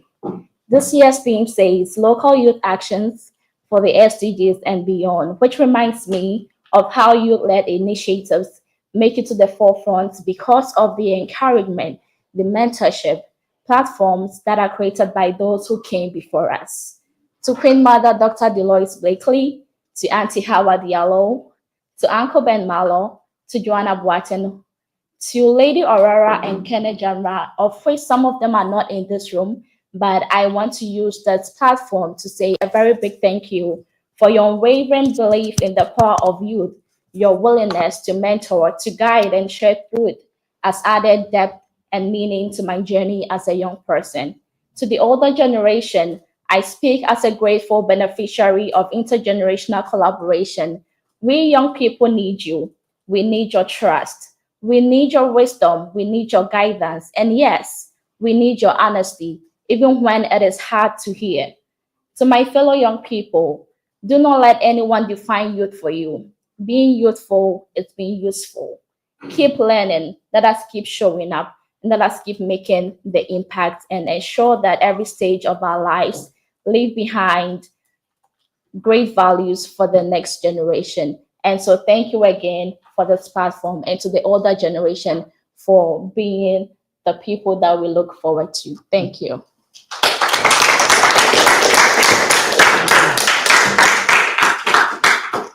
Thank you so much for sharing your thoughts. And I believe right next to you we have someone else who'd like to make an intervention. So Queen Mother, I'll pass it to you. Yes, I'm just so proud and moved about the young people from around the world.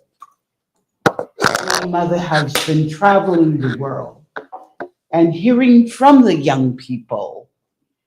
Queen Mother is the Queen Mother of hip hop. The 50th anniversary, Boogie Down the Bronx. I have never seen the movement of the culture like their celebration of 50 years. And as we move and feel the youth, I was at Montpellier, France, where the youth from around the world gathered to discuss the change or to work on change in terms of peace and the peace security, and where would they stand in terms of having input for the future. And when we went on to the Olympics, I had never witnessed so many sneakers in all my life.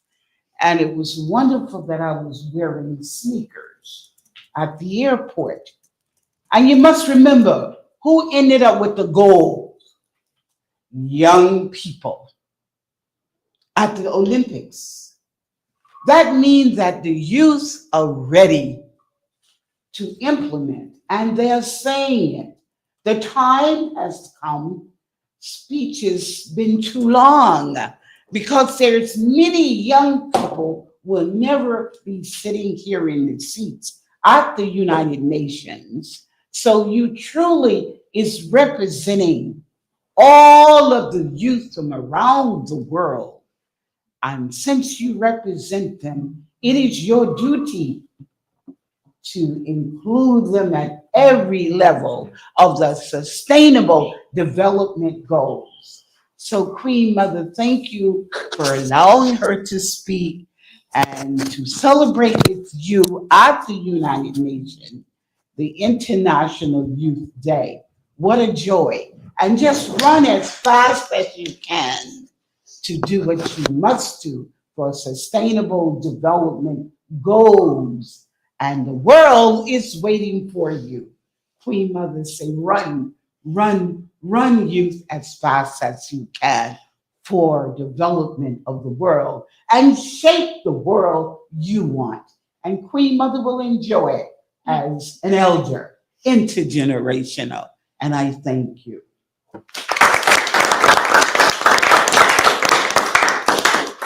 Thank you so much for sharing your thoughts. It's such an honor to have you here with us today and just get another perspective, especially on International Youth Day.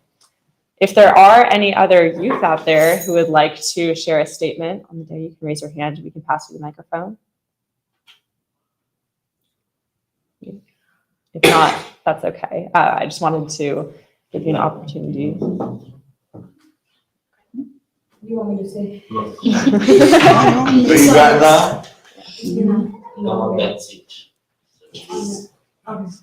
I can say the mic.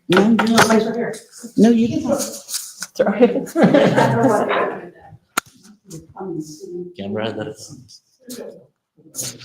I think, thank you for everyone that has come here. I think, on IYD, we were just having a conversation outside just now that you would expect more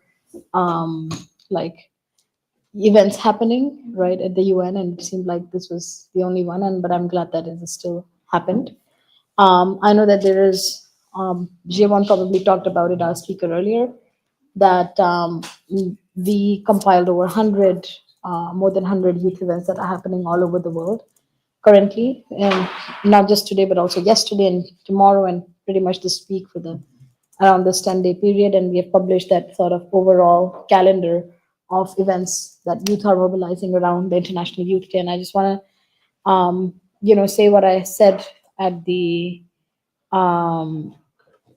what I said at the session on Friday, which was at the ECOSOC Youth Chamber, is that youth leadership is a very central part of pushing the multilateral system forward. I think there is no sustainable development like without engagement of youth groups, women, and also indigenous people. I also want to mention that, and I talked about it again on Friday, is that there's often a critical gap that we face, which is that youth groups that are mobilizing on grassroots, on self-organizing and forming constituencies, organizations, and doing real work often are sidelined when it comes to being formal partners of certain UN agencies, right? I think the trend is somewhat changing, but some of those challenges like very much still persist. And I think if you look at the discourse of rights holders, right, we talk about this should be free from co-option from external actors, whether that's fossil fuel funded think tanks and foundations. And you see a lot of these groups that are not youth-led is speaking for young people and claiming to represent young people. And these days, even future generations, that, oh, we are representing voices of future generations, which I think is very convoluted if you think about it. So I think we need more and more leadership that is of the people from the ground and that are coming from young people that are actually on the front line. So we said this in the youth forum, that those on the front lines must be at the forefront of creating change. And then I finally, end with UN at 80. I think this is a huge process happening this year. And we talk about, we listen to and we hear different things and different bits and pieces of information around it. But this cannot flip-flop, right? Like 5 years earlier, when UN at 75 happened, there was a whole push on we are moving into a network multilateralism and future of multilateralism. And now 5 years later, we're talking about pretty much slashing that multilateralism. So there needs to be more hope given to young people. So I'll stop here, and it's very nice to be here with all of you today and at least do something like this, and to everybody else online. Thank you.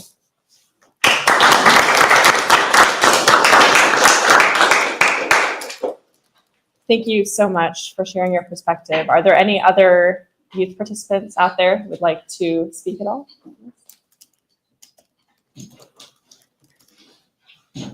No. Okay. I'd also like to introduce Shivani St. George. She is one of the original GloCha members. She has been the GloCha for the last 15 years. Yes. If you have anything you'd like to share. I'm so inspired to see the wonderful work that's continuing on here, and I love hearing from the young people all your excitement and enthusiasm and innovative solutions, which are so needed. So at the moment, I'm serving as an advisor to His Majesty's Secretariat in Bhutan, and we're working on the new mindfulness city, which is being shaped and built and led by the youth of Bhutan. So I'm such a fan of all of the work that Miro's doing here and all of the work that all of you are doing. I'd love to hear about it. Thank you so much for including me today.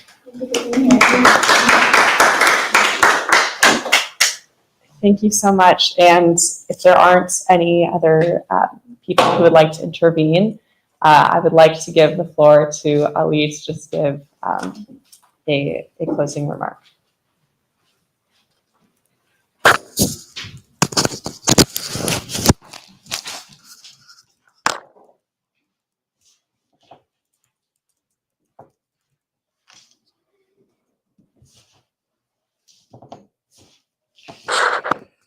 Thank you, Josephine, for giving me the floor. I would like to thank everyone who were present in the room and everyone who were watching us online through web TV, and a lot of young people who have joined us on the Zoom as well. So we'd really like to thank all of you here, anywhere in the world, for being part of this small celebration or a small commemoration of the International Youth Day. As we know that, like, we have one day for the youth, and that's August 12th, International Youth Day, where we get to do things, youth get to do things, say things, and actually celebrate and speak the mind out. So would really like to thank the opportunity for all the organizers and everyone that they created an opportunity for the young people so they can, really take the floor and speak and talk about things and let their thoughts and opinion known to the world. As we know, the theme of the International Youth Day is the youth localizing youth sustainable development goals.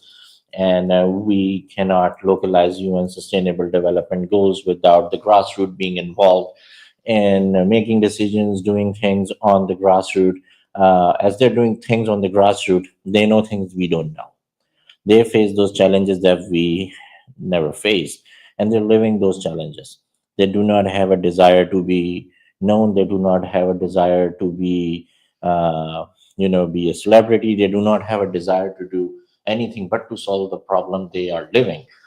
And I think this is our responsibility with platforms, with privileges, to bring those people's voices here in these rooms and request them to be part of decision-making process and put the torch of leadership in those people's hand, because they know the solutions of so many different problems we don't know. Because a lot of things we see, a lot of decision-making processes and all the leadership we see, they come from a place that they do not have the problems they face. They do not have faced those problems. They have, I'm pretty much sure that in this room we may have all of have seen electricity, but there are people who have not seen electricity at all. I'm sure like there are people who have seen schools and colleges in the building. There are people who have not seen, young people especially, no schools, or even if they have a school, it's under the tree or it's in an open ground sitting on the floor with no technology for them to see. Things like that. There are people who do not have the basic healthcare.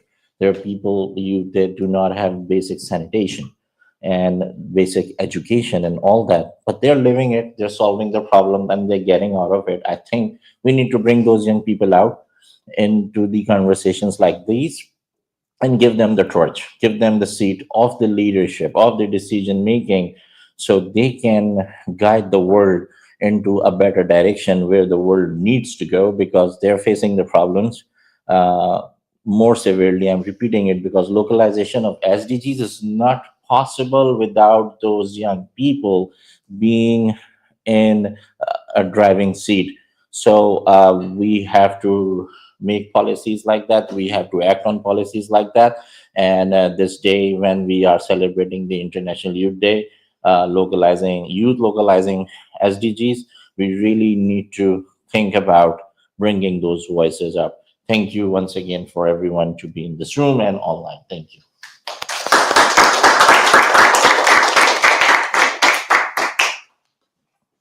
Thank you so much for joining us here today. I would just like to again thank everyone who has joined us online and in person. We really appreciate you coming here to be with us and celebrate International Youth Day. I implore you to go out, connect with other youth, continue to advocate for the causes that you are, and happy International Youth Day. Thank you for joining us.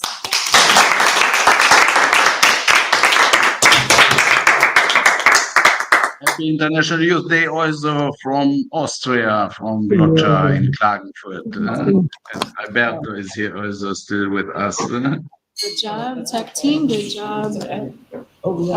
Yes. Bye-bye. Well, thank you very much for the opportunity. And as we conclude today, I only have one very short message, is that we are not just participants in history. We are the authors of history. And with this global Mutirão, it begins when we leave this room. And when you return to your communities, you need to carry the collective power of this movement, intergenerational movement. So in a few weeks, when the world gathers in Belém for COP30, we'll see all of you young leaders who turn urgency into action. And we need to prove that youth don't just inherit the future, is that you create it. And, as they say, there is no planet B. So let's go forth and build the world we need now and for the future. So thank you for the opportunity. And I hope to see you all in Belen. Thank you. Thank you and congratulations, everyone. Great job. You've been really super partners and happy International Youth Day again. See you around soon. Bye.